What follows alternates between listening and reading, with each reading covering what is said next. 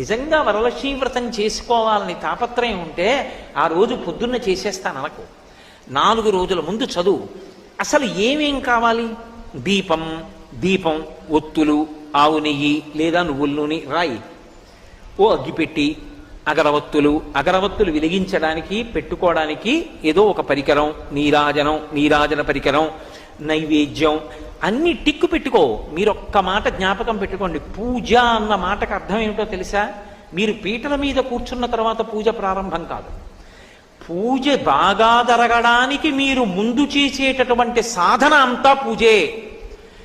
పూజ చేసుకోవాలి తొందరగా. అన్నీ స్నానానికి వెళ్ళాను అనుకోండి, స్నానం పూజ ఎందు అంతర్భాగం అవుతుంది. నేను తొందరగా తెమలాలి, అందుకు పేపర్ చదవను అన్నాను అనుకోండి, ఇప్పుడు పేపర్ చదవకపోవడం పూజ ఎందు అంతర్భాగం అవుతుంది. పూజ తర్వాత చేద్దామని పేపర్ చదివాను అనుకోండి, పూజకి భంగం అవుతుంది. అందుకే